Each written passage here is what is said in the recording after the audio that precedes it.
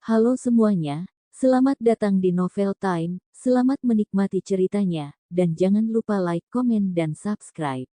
Tunggu, teriak Askara sambil berlari ke arah pagar tersebut. Dia melihat dua orang yang terjun payung di bawahnya. Askara segera turun sambil menelepon bodyguard, ada yang terjun payung. Posisi pintu belakang, cepat lihat ke atas. Kami melihatnya, Pak Askara. Tangkap mereka. Baik, Askara memutuskan panggilan tersebut, lalu masuk ke lift. Dia menekan angka 1. Jantungnya berdetak tidak karuan seakan ingin keluar dari tubuhnya. Emosi bergejolak dalam dirinya hingga tangannya gemetar. Askara yakin dirinya tidak salah lihat. Itu pasti dia. Ya, pasti dia. Suaranya, rupanya, segalanya dari wanita itu masih Askara ingat. Benar, dirinya tidak mungkin salah lihat. Ah, teriak Laras sambil memeluk Jody erat-erat. Dia melirik ke bawah, jarak mereka dengan tanah sudah semakin dekat. Ya ampun, apa mereka akan mati? Aku bisa tuli kena kamu. Dan sekarang kamu menyalahkan aku. Lihat saja nanti, kata Laras kesal, padahal hatinya senang. Tidak mungkin Jody melepasku. Pinggangku saja dipeluk Jody dengan erat.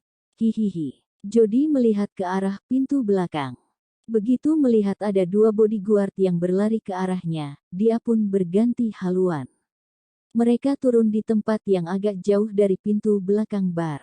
Baru saja menyentuh tanah, Jody melihat bodyguard tadi berlari ke arah mereka. Mereka mengira orang-orang itu merupakan kumpulan ketiga orang tadi, Jody pun langsung memanggil taksi. Namun tiba-tiba 3 buah mobil hitam mewah berhenti di depan mereka seakan menghadang jalan mereka.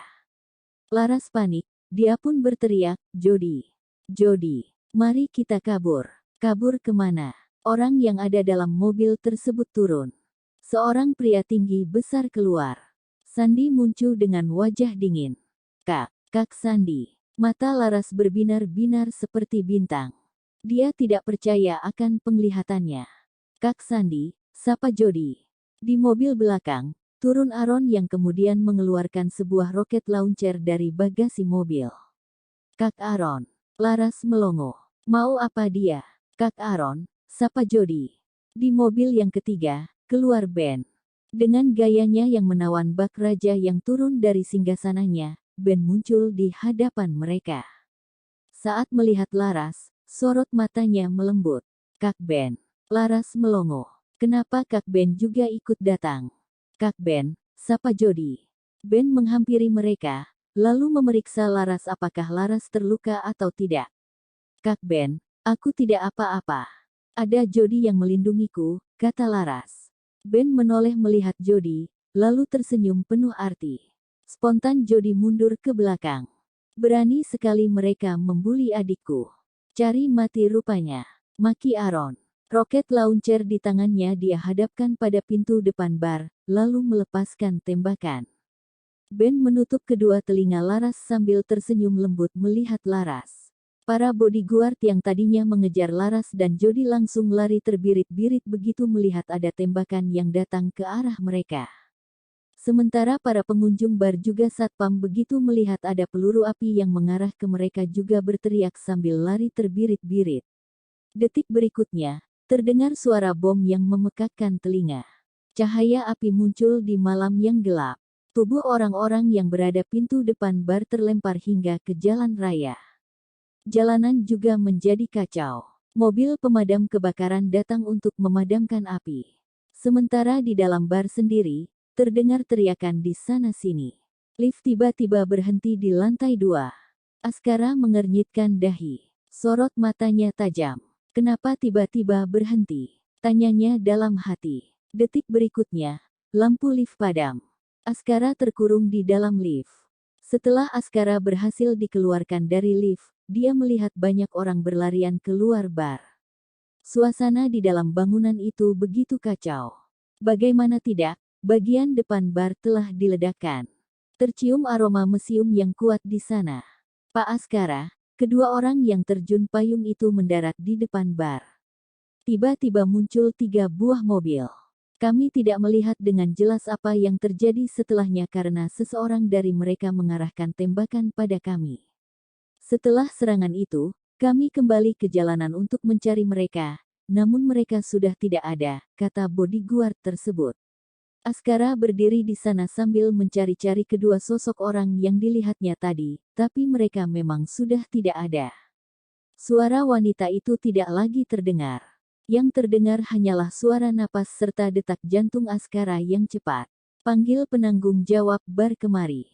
Perintah Askara, suaranya terdengar bergetar. Penanggung jawab bar dimintai keterangan oleh polisi. Saat itu, dia begitu marah hingga melompat-lompat dan berteriak. Bagaimana tidak, seseorang meledakkan barnya, bagaimana dirinya tidak marah. Berani sekali orang itu meledakkan bar miliknya. Dia sudah membuka bisnis bar ini selama belasan tahun. Siapa si pembuat masalah itu? Gila sekali dia. Bisakah aku minta rekaman CCTV malam ini? Penanggung jawab itu menoleh. Seorang pria berwajah dingin dan bertubuh tinggi, lebih tinggi darinya muncul. Sepertinya orang itu tidak berniat baik. Apa kamu yang meledakkan bar milikku? Tanya penanggung jawab bar tersebut. Bodyguard di sebelahnya berkata, tentu saja bukan. Orang yang meledakkan bar milikmu itu sudah kabur. Kalau begitu, untuk apa kalian minta rekaman CCTV? Tanya penanggung jawab itu. Mau cari orang? Jawab Askara, raut wajahnya berubah makin dingin. Cari orang. Penanggung jawab itu tersenyum dingin, aku juga ingin mencari pelaku yang meledakkan bar ini. Bar milikku sampai seperti ini, akses jalan kemari ditutup pula. Aku harus cari cara agar sebuah kartu digoyangkan di hadapannya, membuatnya langsung tutup mulut. Bagaimana? Tanya Askara dengan tidak sabar. Baiklah. Penanggung jawab itu menyetujuinya. Bar itu tidak sepenuhnya rusak, hanya bagian depannya saja. Namun penerangan di dalam bangunan tersebut jadi berkurang.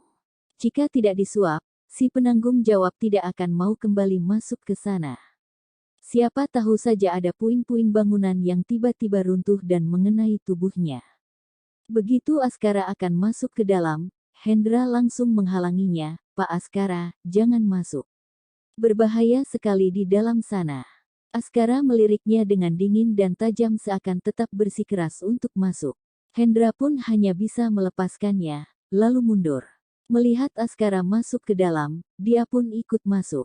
Hendra heran, di telepon bodyguard hanya berkata bahwa Askara mengejar seorang wanita.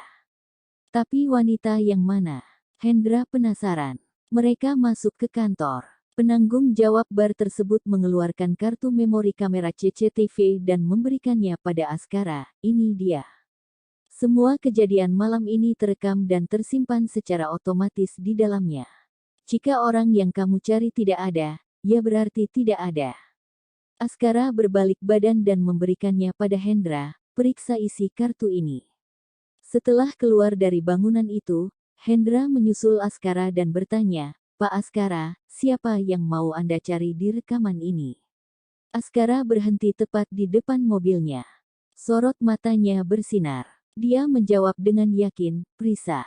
Setelah berkata demikian, dia masuk ke dalam mobil. Hendra melongo. Prisa. Bagaimana mungkin? Dulu dia sering tanya-tanya mengenai keberadaan Prisa. Lalu sekarang dia berkata dia melihat Prisa di bar ini, dan bahkan ingin mengecek rekaman CCTV. Apa penyakit Pak Askara sudah semakin parah? Hendra segera bertanya pada bodyguard, apa kalian melihat Nona Prisa? Kami tidak melihatnya. Pak Askara tadi duduk di dalam bar sambil minum bir.